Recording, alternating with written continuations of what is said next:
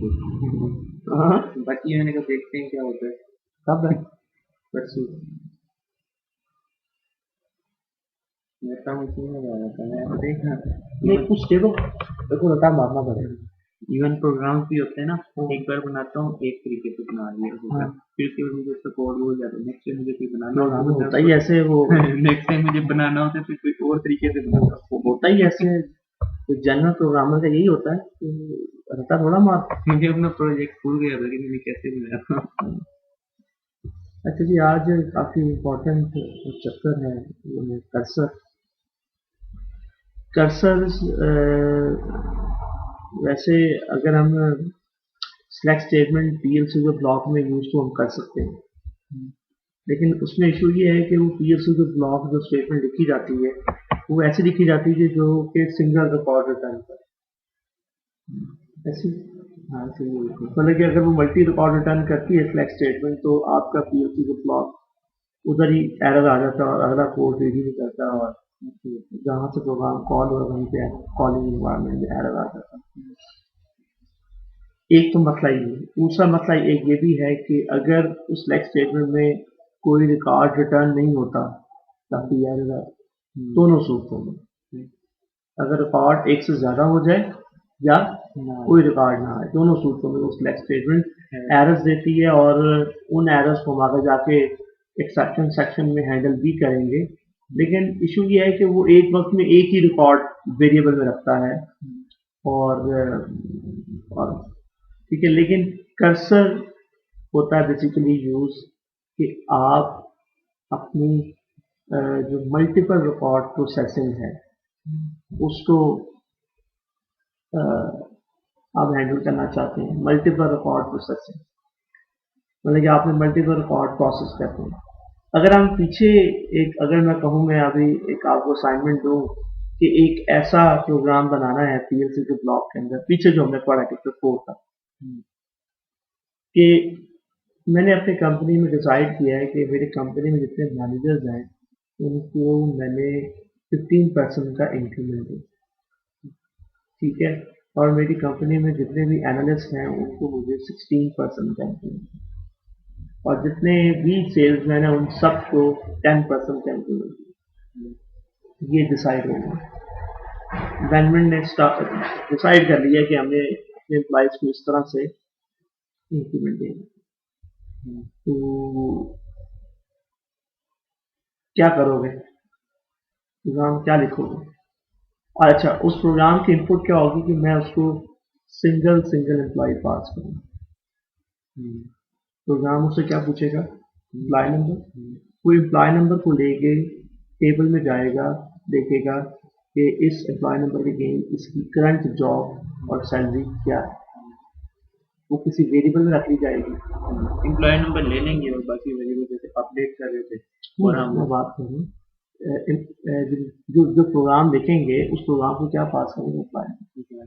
अब अंदर प्रोग्राम क्या करेगा मैं वो बता रहा हूँ कि प्रोग्राम को मैंने एम्प्लॉय नंबर दिया, वो एम्प्लॉय नंबर अंदर जाएगा प्रोग्राम के, वो क्या करेगा, सिलेक्ट स्टेटमेंट कॉल करेगा जिसमें क्या पकड़ेगा उसकी जॉब और उसकी सैलरी, वाली सैलरी जो भी करंट टेबल में है।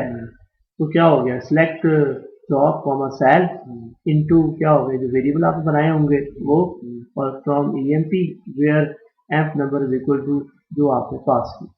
तो क्या होगा, प्रोग्राम का एक क्वेश्चन क्या कर रहा है कि उस एम्प्लॉय को हमने पास किया है उसका जॉब और सैलरी लेके रखने के, ठीक है। अब आगे मैंने आपको डिफरेंट पैरामीटर्स बताए हैं, फैक्टर्स बताए हैं जिनकी बेसिस पे इंक्रीमेंट होनी है, तो वो फिर हम केस या इफ की स्टेटमेंट लगाएंगे, कहेंगे कि इफ अगर जॉब मैनेजर है और वो वी अंडरस्कोर जॉब उसमें वो वेरिएबल में डाटा आया, तो देन क्या करे, उसकी जो भी सैलरी है उसका 15% निकाले, और 15% निकालने के बाद जो पुरानी सैलरी है उसमें वो नया फैक्टर ऐड करके इंक्रीमेंट नई सैलरी हो जाएगी। ऐसे ही है, इसी तरह एलसिफ मल्टीपल जॉब को हैंडल किया होगा, ठीक है। फाइनल उनमें से तो एक ही पढ़नी है ना, रीड तो उसने क्या करना है, एक को ही करना है। कोई एम्प्लॉय नंबर आएगा तो उसको एक ही जॉब होगी ना उसकी, जो भी उसकी सैलरी बनेगी नहीं, फिर फाइनल जाके क्या कर देंगे, टेबल को अपडेट कर देंगे, update EMP set sal is equal to जो नई वेरिएबल में वैल्यू बनी है, नई सैलरी विद इंक्रीमेंट, वो क्या कर देंगे, update EMP set sal is equal to वो वेरिएबल और वेयर एम्प्लॉय नंबर, वही जो आपने पास किया था। तो क्या होगा, इस तरह नहीं प्रोग्राम मेरा बन जाएगा, लेकिन अगर मेरी कंपनी में अगर 100 एम्प्लॉइज हैं, फिर वो उस प्रोग्राम को 100 टाइम रन करना पड़ेगा। चले 100 एम्प्लॉय तो बर्दाश्त हो जाते हैं, जब एम्प्लॉय हो जाए 5000 6000 एम्प्लॉय, तो उस सूरत में क्या करना है, यानी कि अगर 6000 एम्प्लॉय हैं किसी कंपनी में, तो वो जो उसका एचआर डिपार्टमेंट है उस कंपनी का, ह्यूमन रिसोर्सेज का, क्योंकि उसने उसकी क्या पकड़नी है, उसका इंक्रीमेंट देना है एम्प्लॉयज को 6000 डिफरेंट कैलकुलेशन करके, तो वो क्या करेगा, इस प्रोग्राम को 6000 टाइम चलाएगा। फिर कंप्यूटर का कुछ फायदा तो ना हुआ ना। हम तो ये कहते हैं कि हम एक ऐसा प्रोग्राम देखें, हमसे कुछ इनपुट ना पूछे, ठीक है, हमसे वो इनपुट ना पूछे, वो जस्ट खुद ही टेबल में जाए, जितनी active employee on roll employees हैं उनको इकट्ठा करें, फिर एक एक जो है वो प्रोग्राम खुद ही जो एम्प्लॉय इकट्ठा करेगा अपने मेमोरी में पास रखेगा, और उनमें से एक एक एम्प्लॉय को पकड़ेगा और उसकी जॉब चेक करेगा और सैलरी जो भी करनी है करेगा। यानी कि वो 6000 एम्प्लॉय का अपने पास मेमोरी में रिकॉर्ड रखे, मैंने कहा कि ये प्रोग्राम चला दो, वो चलेगा, वो क्या करेगा, वो एक 6000 एम्प्लॉय का मेमोरी में रिकॉर्ड रखेगा, उनका रिकॉर्ड सेट बनाएगा, किनका, कि ऐसे एम्प्लॉय जो अपनी कंपनी में एम्प्लॉय ऑन रोल्ड है, एक्टिव है एम्प्लॉय, तो वो 6000 एम्प्लॉय मेमोरी में रखेगा, और उसमें से फिर वो एक एक एम्प्लॉय को पकड़ेगा और उस सैलरी को चेक करता रहेगा, जॉब को चेक करता रहेगा और फिर अपडेट करता रहेगा। तो ये वो खुद ही प्रोग्राम अंदर, इसका मतलब है वो प्रोग्राम खुद ही 6000 टाइम वो प्रोग्राम अंदर खुद ही चलेगा और करेगा। तो बेहतर ये है कि मैनुअल एक एम्प्लॉय को देना बेहतर है।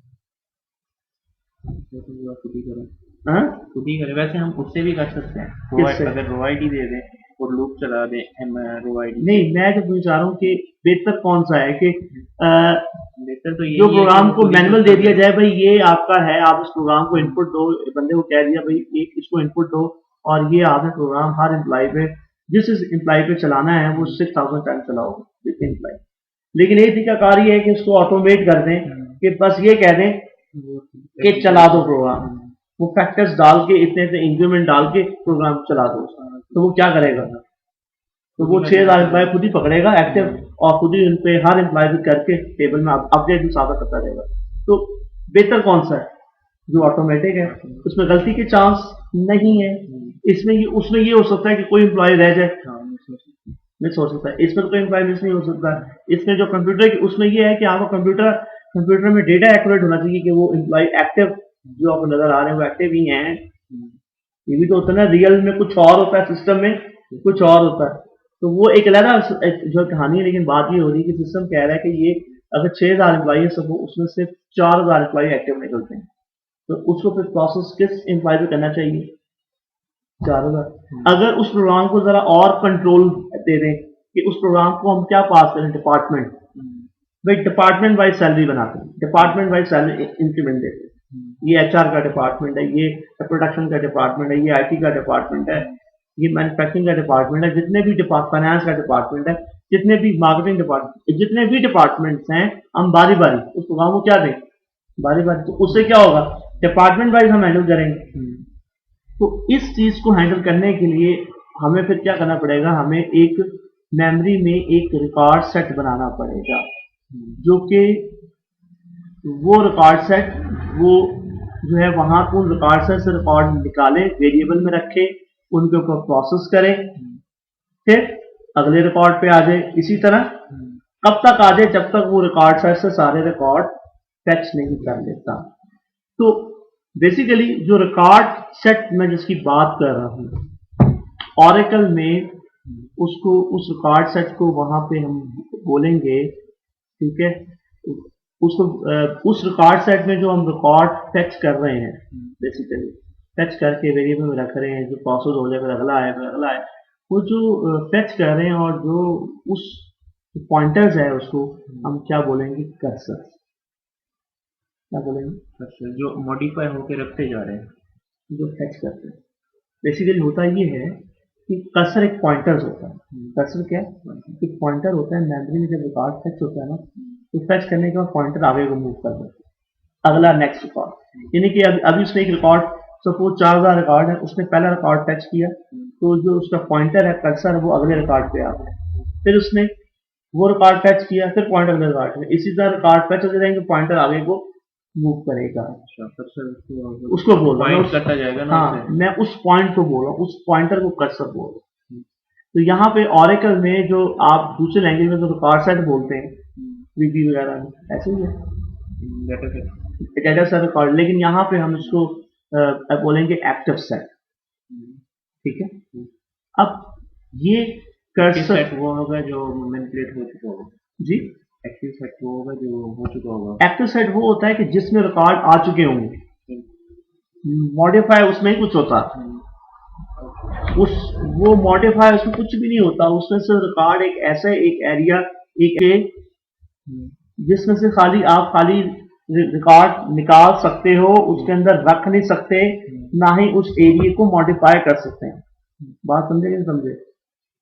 मेमोरी में एक ऐसा एरिया है, एक्टिव सेट एरिया है, उसमें से खाली रिकॉर्ड निकाल सकते हैं, ये जज कर सकते हैं कितने रिकॉर्ड उसमें निकल गए हैं, कितने रिकॉर्ड बकाया रिमेनिंग है, क्या वो एरिया भरा हुआ है कि नहीं भरा हुआ, उसमें से रिकॉर्ड निकाल सकते हैं, रीड कर सकते हैं, फेच कर सकते हैं, लेकिन आप उसमें कोई रिकॉर्ड नया इंसर्ट नहीं कर सकते, ना डिलीट कर सकते हैं, ना अपडेट कर सकते हैं, और ना बाद में इंसर्ट कर सकते हैं। जो एक दफा जो उसमें जो रिकॉर्ड आ जाएंगे, this is called active set. ठीक है। अब उसमें से रिकॉर्ड कैसे निकलेंगे? वाया उस पॉइंटर के थ्रू। ठीक है। यहां पे अगर आप देखें,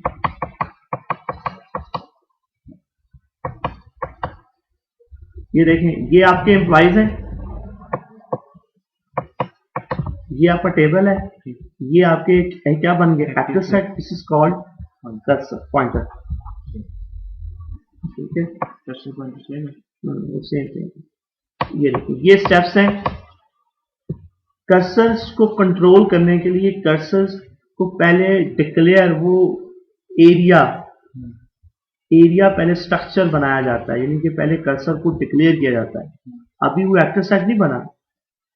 एक्टिव सेट कब बनेगा? जब कर्सर को मैं ओपन कराऊंगा। पहले क्या होता है? कर्सर डिक्लेयर होता है, जिसमें हम कहते हैं कि इसका SQL area by name create हो गया है। जब मैं कर्सर डिक्लेयर करूंगा, उसमें स्पेसिफाई करूंगा एक क्यूरी। मैं कहूंगा कि ये कर्सर का नाम है, इसकी ये क्यूरी है। इसका मतलब ये होगा कि उसका उस नाम से एसक्यूएल एरिया डिक्लेयर हो जाएगा, लेकिन अभी उसमें डेटा नहीं आएगा। डेटा कब आएगा? जब मैं उस कर्सर को क्या करवाऊंगा? ओपन कराऊंगा। जब ओपन कराऊंगा तो वो क्यूरी एग्जीक्यूट होगी, उससे जो डेटा निकलेगा उसका क्या बन जाएगा? एक्टिव। पॉइंट आउट कर लेगा कि इसी डेटा को लेना है। हाँ, बस वो क्यूरी बताएगी। हाँ, उसको एक्टिव सेट समझ लेगा कि अब मैं इसको। इसलिए ये एक मेमोरी में एक ऐसी जगह है, ये कोई लाइक वेरिएबल की तरह नहीं है। वेरिएबल की तो नेचर ये होती है ना कि डेटा उसमें आता है, मॉडिफाई होता है। ये वेरिएबल नहीं है। ये क्या है? बेसिकली एक एरिया है जो एक दफा रिजर्व होता है और उससे रिकॉर्ड निकलते हैं, उसके बाद एरिया जब खाली हो जाता है तो उसको एरिया को बंद कर देते हैं, और कुछ नहीं कर सकते। ठीक है। तो ये एक्टिव सेट बन गया, उसमें से रिकॉर्ड निकले, load the current record row into the variable, और उसके बाद आप फिर चेक करते रहते हैं क्या इसमें कोई और रिकॉर्ड है कि नहीं है। अगर है तो फेच, अगर है तो फेच, और अगर नहीं है तो क्या करे? उस एरिया को क्लोज कर देना है। अगर एम्प्टी हो जाएगा तो क्या करना है? ये जो एक्टिव सेट बनाया है वो मेमोरी में रिलीज एक्टिव सेट। ठीक है। अच्छा, तो ये इसको फिजिकल एड्रेस से इसको पॉइंट करते हैं या डेटाबेस में मेमोरी का? अच्छा, मतलब कि आपने अगर दूसरी लैंग्वेज में बात करें, वो सी पॉइंटर्स का होता है कॉन्सेप्ट। ऐसे ही होता है ना। सी पॉइंटर क्या पड़ेगा, मुझे बताएंगे जरा क्या होता है? वो बाय फिजिकल एड्रेस हम कॉल कर देते हैं कि मेमोरी के फलां एड्रेस पे जो डाटा पड़ा है, या फिर किसी और वेरिएबल की वो है वेरिएबल। हाँ, क्या ये कि फलां एड्रेस पे जो भी डाटा पड़ा है तो उसको चेक करना है। यानी कि उसमें फिर आप वेरिएबल का नाम बताते हैं, उसका मेमोरी में जो एड्रेस है वो बताते हैं। की बात है। हाँ, हाँ। अच्छा। और जो आपका नॉर्मल होता है वेरिएबल, वो क्या होता है? जो नॉर्मल वेरिएबल होता है, एक तो वो भी मेमोरी में जगह ही होती है, लेकिन वो भी जगह होती है, लेकिन उसका बाय नेम होता है ना, बाय नेम। तो वो बाय नेम ही रखता है, हाँ बाय नेम। बाय नेम रखता है और बाय नेम ही गेट हो जाता है। लेकिन जो सी पॉइंटर होता है वो बाय नेम गेट नहीं होता, बल्कि पड़ा कहीं और होता है, और उस जहाँ पड़ा होता है उसका जो मेमोरी लेवल का एड्रेस होता है वो उसके पास होता है, वो उस वेरिएबल के पास होता है। हाँ जी। हाँ? हाँ जी, जब हम कॉल करते हैं तो वो उस एड्रेस को लेके, यानी कि इसका मतलब है कि एक वेरिएबल में होती है डायरेक्ट वैल्यू, ठीक है, और एक होती है वेरिएबल जिसमें जहां जो पड़ा है उस मेमोरी का एड्रेस पड़ा होता है। तो इसमें भी ऐसे ही है, लेकिन ये वेरिएबल नहीं है। इसकी एक और एडवांस है कर्सर की, वो है रेफ कर्सर। अभी हम क्या पढ़ रहे हैं, बेसिक कर्सर, ठीक है, वो उसमें पढ़ाया जाता है एडवांस लेयर के ऊपर, ठीक है। उसमें फिर आप ये कर सकते हैं कि आप एक वेरिएबल कर्सर बना सकते हैं।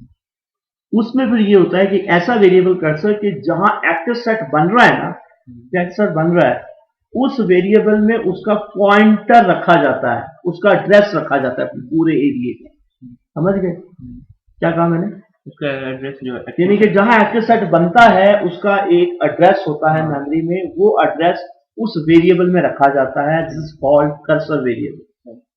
वो कैसे बनते हैं वो एक अलग कहानी, वो ज्यादा फ्लेक्सिबल होता है इससे, क्योंकि चूंकि वो वेरिएबल होता है, तो वेरिएबल की खासियत क्या होती है कि वेरिएबल में दूसरा वेरिएबल असाइन हो सकता है, वैल्यू असाइन कर सकते हैं, अपडेट कर सकते हैं वेरिएबल को।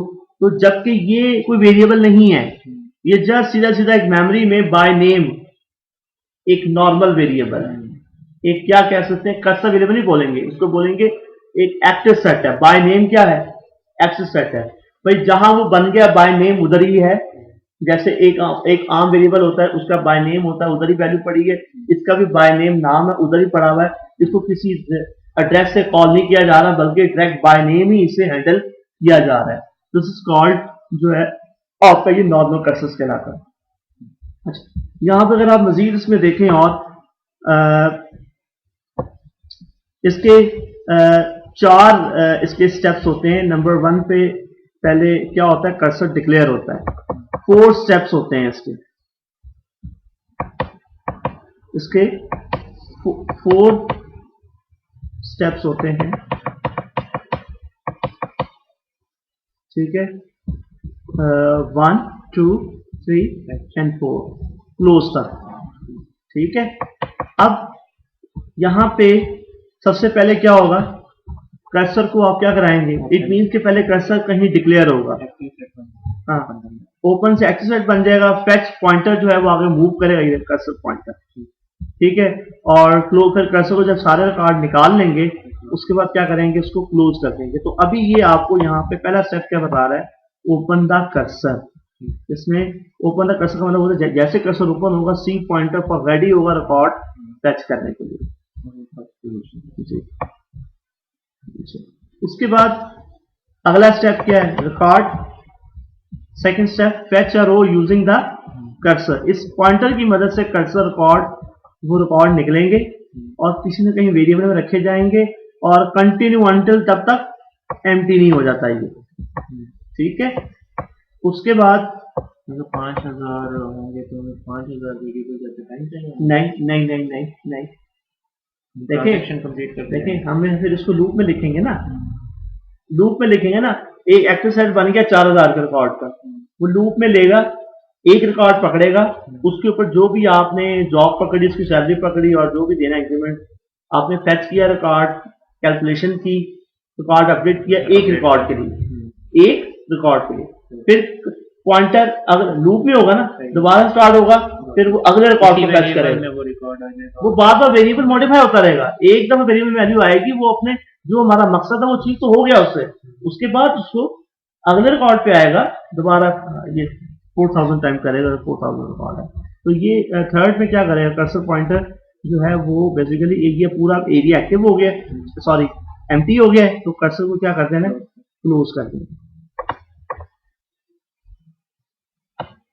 कर्सर्स बनाने के 4 स्टेप्स होते हैं। कर्सर्स डिक्लेयर होता है, ये सेंटेंस कर्सर कर्सर का नाम और आगे नीचे सिलेक्ट स्टेटमेंट, ठीक है। इसके अंदर कोई इनटू की क्लास नहीं दी जाती, जस्ट क्यूरी, और इसमें आप जो चाहें क्यूरी लिख सकते हैं, इवन कि आप अपनी क्यूरी में ऑर्डर बाय क्लास वगैरह का इस्तेमाल कर सकते हैं। ये देखें डिक्लेयर कर्सर, पहले ये कर्सर बाय नेम डिक्लेयर हुआ एम्प अंडरस्कोर कर्सर, ठीक है। Is employee underscore ID last name from employees cursor, फिर ये क्या है, दो कर्सर डिक्लेयर कर रहा है, एक एम कर्सर और दूसरा डेप्थ कर्सर। डेप्थ कर्सर में सारे कॉलम ले रहा है और एम कर्सर में स्पेसिफिक कॉलम ले रहा है, ये दो कर्सर डिक्लेयर होगा बाय नेम,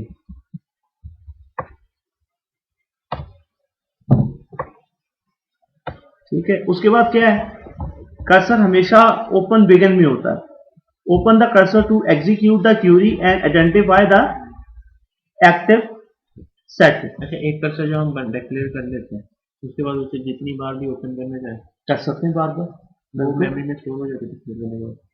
मेमोरी में खाली उसका वो बन जाता है एसक्यूएल एरिया, क्या बन जाता है उसका, यानी कि एसक्यू, यानी कि वो एक स्टेटमेंट आइडेंटिफाई, लेकिन ओपन तब भी होगा जब आप ओपन कराएंगे, डेटा तब भी आएगा।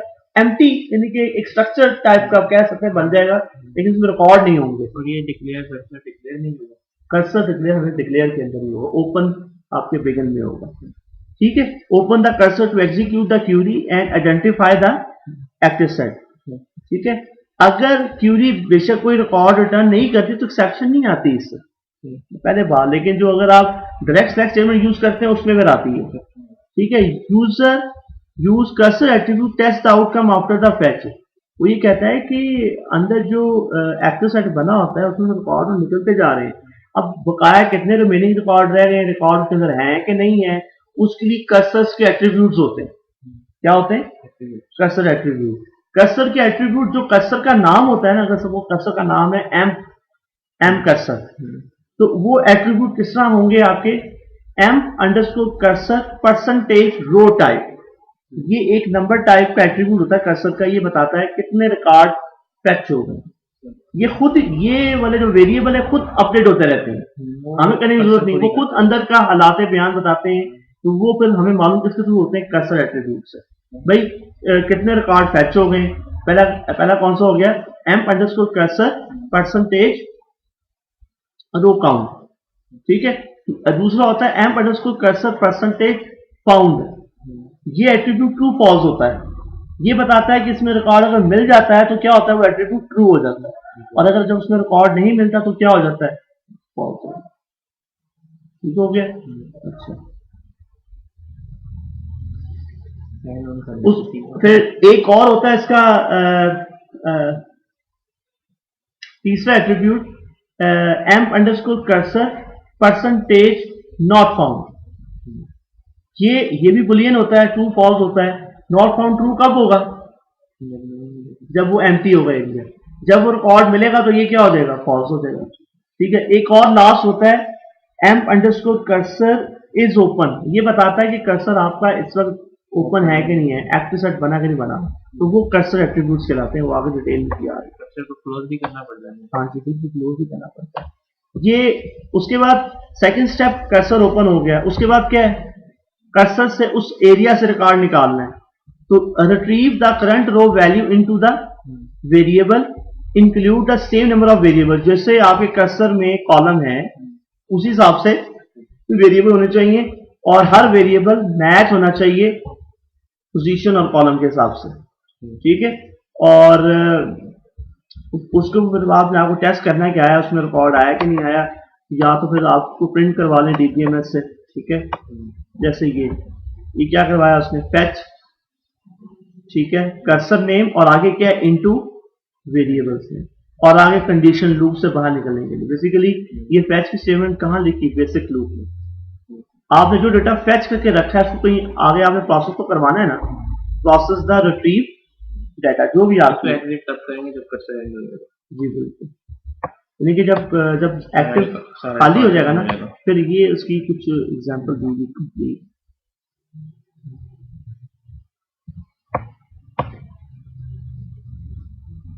इसमें उसने यूज किया हुआ है कर्सर फॉर लूप। कर्सर को क्या करना है, क्लोज करना है। जब आप कर्सर क्लोज कर देंगे तो आपकी प्रोसेसिंग, आप कर्सर को दोबारा ओपन कर जो है वो आप करवा सकते हैं। ओपन करने से फिर दोबारा से वो दोबारा पॉपुलेट होगा, दोबारा रिकॉर्ड फैच करा सकते हैं। ठीक है, ये वो कर्सर एट्रीब्यूट है जो पास है। इनमें क्या है, ये इज ओपन बुलियन टाइप का, ये क्या है, नॉट फाउंड। ठीक है, ये सारे में जो भी बात कर रहा है ये कर्सर के एट्रीब्यूट कहलाते हैं। अभी जो हम पढ़ रहे हैं ना वो सारा क्या पढ़ रहे हैं, एक्सप्लिसिट कर्सर। ये आगे उसका इस्तेमाल बता रहा है। अभी मैं एग्जांपल देता हूँ आपको। जैसे ये बता रहा है कि अगर ये एरिया पहले से ओपन नहीं है तो ओपन कर दो। अगर एरिया पहले से ओपन नहीं है तो ओपन कर दो। आगे फैक्ट पूरी है। अभी ये जो सारा हम पढ़ रहे हैं ये पढ़ रहे हैं एक्सप्लिसिट कर्सर। ठीक है, ये जो हम पढ़ रहे हैं वो है explicit cursor. Controlling multiple fetch statement, process several row point. आप ये भी कर सकते हैं लूप के अंदर मल्टीपल फैच स्टेटमेंट भी आप कर सकते हैं, लेकिन आप अमूमन लूप के अंदर फैच स्टेटमेंट एक ही लिखते हैं ताकि लूप की वजह से वो क्या होता है, मल्टीपल टाइम उसको पढ़ता है। अभी एग्जाम्पल में बताता हूँ आपको सारे करके। ठीक है, ये प्रैक्टिकली है, ये एक एग्जाम्पल दी हुई है, लेकिन हाँ ये एक एग्जाम्पल अच्छी एग्जाम्पल है। ठीक है, हम अपनी बना लेते हैं कर्सर्स एंड रिकॉर्ड। आगे कर्सर भी सारा प्रैक्टिकली बताता है। अच्छा, इससे पहले जो इसमें एक और इम्पोर्टेंट जो चीज है बताया तो कोडिंग है। लॉजिक समझ आ गई ना आपको कर्सर्स की? अब सिर्फ कोड लिखना है फिर इसको समझना कोड के साथ। इसमें मैंने शुरू में चीज बताई, कर्सर्स दो तरह के होते हैं, इम्प्लिसिट और एक्सप्लिसिट। ठीक है, जो पीछे हमें छोड़ के भी आए थे टॉपिक कर्सर्स का, वो डीएमएल में, उसमें बात कर रहा था इम्प्लिसिट कर्सर। इम्प्लिसिट कर्सर वो होता है जो एवरी स्टेटमेंट के पीछे, चाहे वो सिलेक्ट हो, इंसर्ट हो, अपडेट हो, डिलीट हो, मर्ज हो, ऑरेकल, उसके पीछे एक इम्प्लिसिट कर्सर परफॉर्म करता है। एक होता है एक्सप्लिसिट कर्सर जिसमें प्रोग्रामर चारों स्टेप खुद से करता है, कर्सर डिक्लेयर करता है, ओपन करता है, फैच करता है, क्लोज करता है। एक्सप्लिसिट कर्सर का कंट्रोल प्रोग्रामर के हाथ में होता है। जो इम्प्लिसिट कर्सर है वो ऑरेकल खुद ही हैंडल करता है एवरी स्टेटमेंट, डीएमएल एंड जो आपकी सिलेक्शन जो डीआरएल, उसके पीछे क्या परफॉर्म हो रहा होता है, कर्सर परफॉर्म होता है। उस कर्सर, उसके पीछे भी वो चारों स्टेप को खुद ब खुद इतनी तेजी से कर रहा होता है आपको मालूम भी नहीं होता। यानी कि वो कर्सर को डिक्लेयर भी करता है। जब कर्सर को डिक्लेयर करता है कोई नाम तो देता होगा, उसका नाम होता है एसक्यूएल। ठीक है, उसके बाद कर्सर को ऑटोमेटिक ओपन भी करता है, फैच भी करता है, क्लोज भी करता है। आप जो नॉर्मल स्लैश स्टेटमेंट लिखते हो ना, आप बाहर कहीं भी सिक्योर प्रॉम्प्ट पे या आप पीएलसी को ब्लॉक में लिखते हो, तो उसके पीछे क्या परफॉर्म हो रहा होता है, इम्प्लिसिट कर्सर, उस कर्सर का नाम क्या होता है, एसक्यूएल। तो वो जो करके वो दिखा जाता है। बिल्कुल बिल्कुल। अच्छा, अब बात ये है कि जो अभी हम पढ़ रहे हैं इम्प्लिसिट कर्सर, उसके भी 4 स्टेप हैं, जो इम्प्लिसिट है उसके भी 4 स्टेप। फर्क क्या है, वो खुद ऑटोमेटिक होता है और ये हमें मैनुअल करते हैं। अब जो कर्सर एट्रीब्यूट आपने एक्सप्लिसिट में पढ़े हैं कि एम्प अंडरस्कोर जो है cursor, percentage row count, percentage not found, percentage found, percentage open, यही वाले एट्रीब्यूट यूज होंगे इम्प्लिसिट में। लेकिन उसमें कर्सर का नाम क्या होगा, एसक्यूएल। तो क्या होंगे उसके attribute, SQL percentage row count, SQL percentage found, SQL percentage not found, SQL percentage is open. सिर्फ फर्क क्या हुआ कि शुरू में क्या लग गया, एसक्यूएल लग गया, उसमें शुरू में क्या लग गया था, जो आपके कर्सर का नाम है। ठीक है, और ये तो हो गई इम्प्लिसिट कर्सर।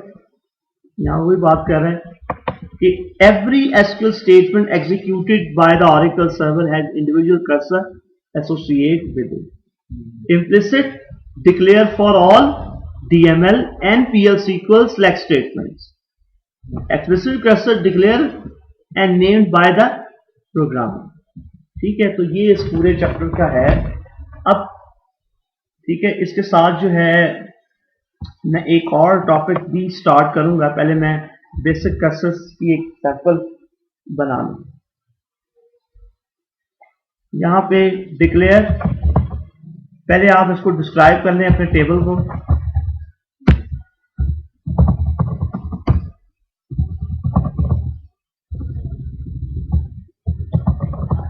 डिक्लेयर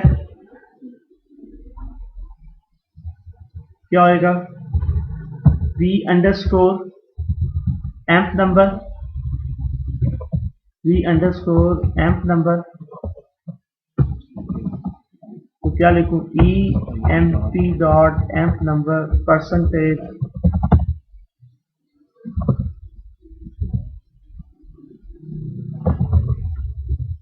क्या हो रहा है। ये आपका यहाँ की वजह से होगा। अच्छा, उसके बाद वी, अच्छा जी, उसके बाद क्या करते हैं, V underscore E name, E M P E name percentage V underscore, pass हो गया,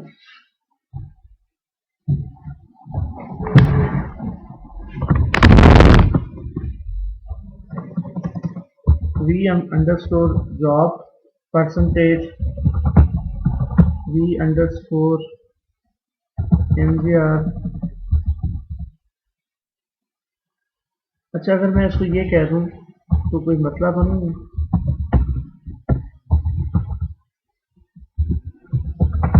जी, एमजीआर को एम्प नंबर, तो टाइप देखना पड़ेगा कि वो बराबर है, बराबर ही, बराबर होनी चाहिए।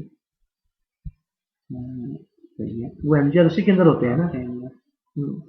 तो एमजीआर, उसके बाद hire date V M dot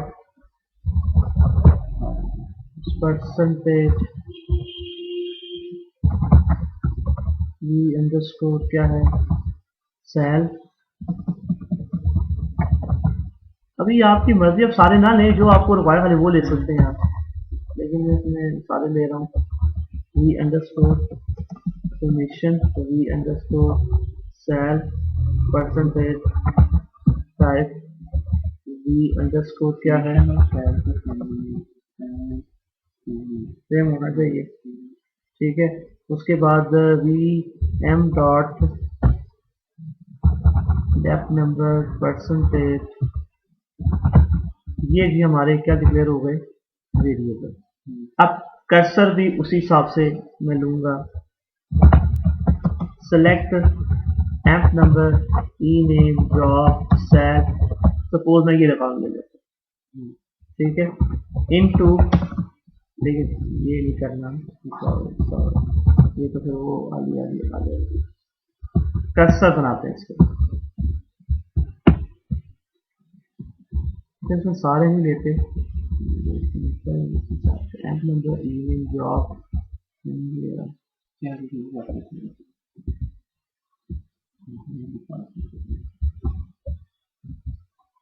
ठीक है जी, ये मुझे चाहिए, ठीक है। कर्सर, कर्सर लिखेंगे, कर्सर का नाम सी अंडरस्कोर एम, और आगे इज कीवर्ड और नीचे सिलेक्ट स्टेटमेंट जैसे आप देखते हैं, और वही कॉल लेंगे जो कि क्या है, जो ऊपर आपने लिए, emp number E name job hire date sal and department number, ठीक है, फ्रॉम ईएमपी। अब आप यहाँ जो चाहें लिखें सिलेक्शन में, कोई बंदिश नहीं है, ठीक है, चाहे ऑर्डर बाय, ग्रुप बाय, जो आपने पढ़ा है। अच्छा, कर्सर डिक्लेयर हो गया, जब हम इसे ऑर्डर बाय कर देंगे तो जो कर्सर डिक्लेयर ऑर्डर कब बनेगा, उसी ऑर्डर में होगा जिस ऑर्डर से, एग्जैक्टली ऐसे होगा, यही तो कंट्रोल है इसमें, ठीक है। अच्छा, उसके बाद बिगिन, बिगिन में क्या करवाएंगे, कर्सर को ओपन करवाएंगे, नाम क्या है कर्सर का, सी अंडरस्कोर एम, और इनटू में वो वेरिएबल कौन कौन से, V underscore emp number, V underscore E name, V underscore job, V underscore hire date, and V underscore sal, and V underscore department number, ठीक हो गया। ये हो गई जी आपकी नहीं मिस्टेक हो गई है, ओपन अलहदा होगा, फैच अलहदा किया जाएगा, ठीक है, ओपन फैच इनटू, ठीक है, फैच, कर्सर का नाम लिखेंगे सी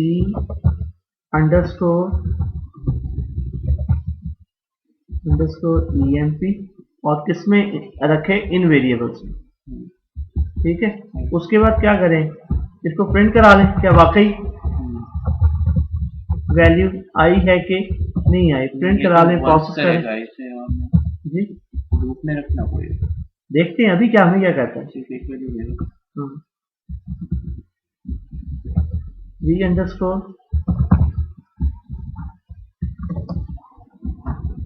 अंडरस्कोर क्या है आगे, जॉब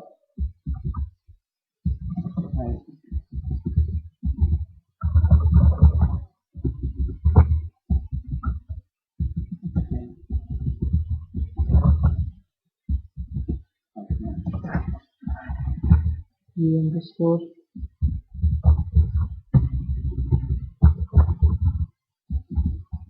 यहाँ पे ये, उसके बाद क्या करते हैं, क्लोज C_M, उसके बाद ब्लॉक का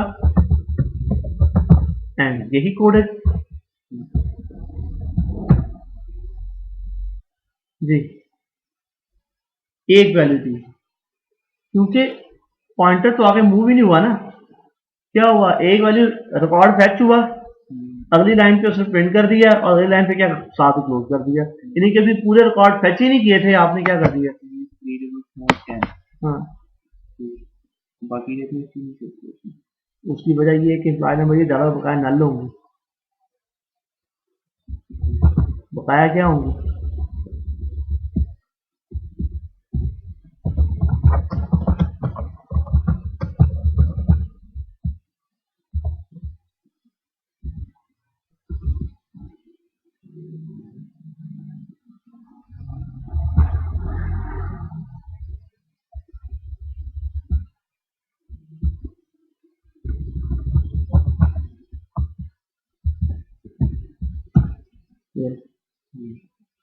ठीक हो गया।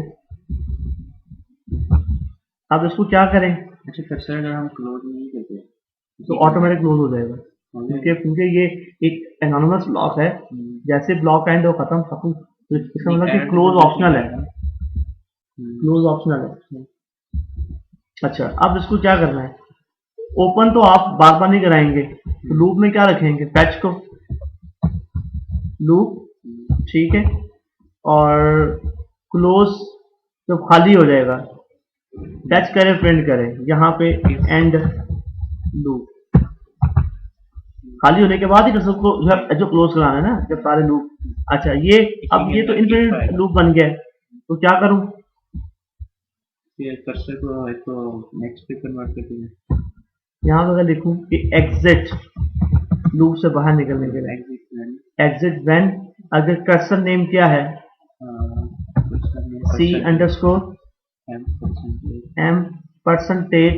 नॉट फाउंड, क्या हो जाए, अगर ये वाला नहीं ट्रू फॉल्स होगा ना, अगर ये ट्रू होगा तो क्या हो जाएगा, बाहर आ जाएगा उससे, कर्सर को नेक्स्ट वैल्यू पे भी लेके जाना है, नहीं खुद ही लेके जाएगा, लूप है ना भाई, देखो यहाँ रिकॉर्ड फैच करेगा, प्रिंट करेगा, कंडीशन टेस्ट नहीं होगा, लूप दोबारा ऑटोमेटिक फैच पे आ जाएगा। तो जैसे ही वो, लेकिन एक देखें, आखिरी वैल्यू रिपीट हो रही है, उसकी वजह ये है कि वो आखिरी वैल्यू 2 दफा है ना, उसको स्टार्ट पे करते हैं। हाँ, तो इसको फिर यहाँ पे नहीं जाए, इसको कहाँ होना चाहिए, ऊपर होना चाहिए।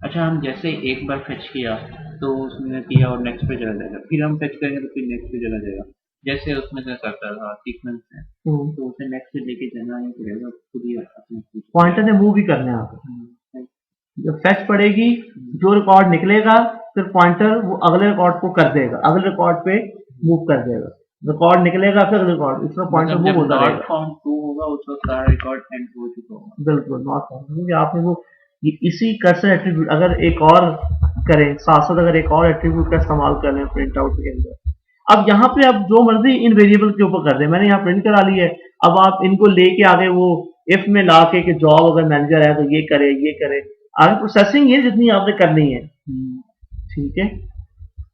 अगर आप देखें आजकल के दौर में जो प्रोग्रामिंग की जाती है किस में की जाती है, डेटाबेस एप्लीकेशन में, गेम्स में, या डेस्कटॉप एप्लीकेशंस में? डेटाबेस में ही होती है, गेम्स टूल्स होते हैं, टूल्स होते हैं। मतलब कि बात यह है कि आप जितना आप कंप्यूटर पढ़ रहे हैं आप कंप्यूटर, तो आपकी क्या होती है कोशिश कि आपने कोई एप्लीकेशन बनानी है, ना कोई आपको गेम थोड़ी बनानी है, ना कोई आप थोड़ा सा कैलकुलेटर थोड़ा बनाना है। ऐसी चीज बनाने को फायदा है? जो चीजें ऑलरेडी पहले बिल्ट हैं उसको बनाने का फायदा है नहीं। फायदा क्या है, जिस कंपनी में जाएंगे उस कंपनी के बिजनेस को ऑटोमेट करना है, तो ऑटोमेट कैसे होगा, डेटाबेस एप्लीकेशन, क्योंकि उन्हें हाँ, अगर एप्लीकेशन चाहिए बनी बनाई तो वो हाँ, परचेज कर देंगे उसको, फिर दोबारा क्या जरूरत हाँ, है, उन्हें फिर दोबारा क्या जरूरत है। फील्ड वर्क में भी यही होता है कि हाँ, उन्हें डिफरेंट रिक्वायरमेंट्स की हाँ, बिल्कुल बिल्कुल। तो इसलिए बेहतर यही है कि फील्ड वो चूज करें जिसको फायदा भी हो। इससे जो फील्ड स्टेबल है वो आपके नेटवर्क है और डेटाबेस एडमिनिस्ट्रेशन है और डेवलपमेंट। अच्छा, इस जॉब्स वगैरह मदर को नहीं आती है इसकी इसकी डेटाबेस वगैरह की, मैं तो ऑप्शन भी चेक करता हूँ। कहाँ चेक करते हो? डॉन और ये नहीं, अच्छा आप न्यूज़ पेपर की बात कर रहे हैं।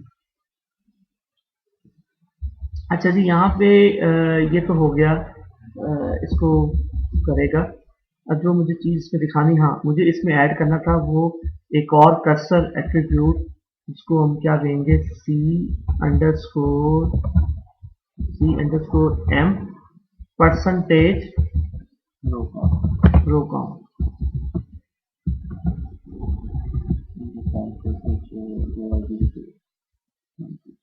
ठीक हो गया, ये 1 2 3। तो एक प्रोग्राम भी बन गया, वेरिएबल्स में भी बन गए। हम इसको यहाँ पे सूडो कॉलम भी यूज कर सकते हैं अपना रो आईडी, उसको वेरिएबल में आप रख सकते हो, कर्सर में रख देंगे, हाँ रख लो, कोई मसला नहीं। सिलेक्ट स्टेटमेंट आपकी कोई भी आपकी हो सकती है। तो फिर तो हम बगैर कर्सर के भी पुराने मेथड से भी ये प्रोग्राम बना सकते हैं। किससे? रो आईडी दे दें अगर हम, ठीक है, हाँ लूप के थ्रू चला दी रो आईडी पे, हाँ, लेकिन रो आईडी का पता तो नहीं ना आपको। रो देखिए हाँ, जितने हम मैक्सिमम फाइंड कर देंगे कि हाँ रिकॉर्ड अगर फाउंड कर दें, हाँ वो आप कर सकते हैं, कर्सर के बगैर भी हैंडल कर सकते हैं आप। लूप के थ्रू तो होगा, लूप के थ्रू ही होगा ना, लेकिन उसमें फिर ये है कि आप वो लूप के सिलेक्ट स्टेटमेंट लिखोगे ना, हाँ ऐसे वो रिकॉर्ड फैच करेगी। लेकिन उसमें फिर इशू ये है कि वो आपकी बहुत ज़्यादा स्लो हो जाएगा परफॉर्मेंस, और दूसरा ये है कि उसमें जब कोई एरर आ गया तो प्रोग्राम बहुत रुक जाना। ये अगर रिकॉर्ड ना भी हो तो इसमें चल जाना। अच्छा, इसको जरा अब आगे और लेके चलते हैं। ये जो अभी हमने इसको एग्जांपल में इसको किया है कि हमने किया है इसको कर्सर बेसिक लूप कर्सर में एग्जांपल की है। अब पीछे हम एक और चैप्टर छोड़ के आए हैं, दिस इज अरेज का।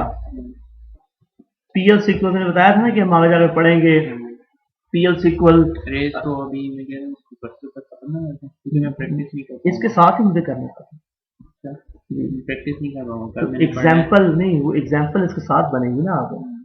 ये क्योंकि कर्सर का वो एक साथ मिलकर यूज होती है, तो मैं वो मिलकर एग्जाम्पल देना चाहता हूँ, ठीक है। कर्सर एट्रीब्यूट जो पीछे अरेज जो है, यहाँ पे ऑरेकल में उसको बोलेंगे पीएल सीक्वल।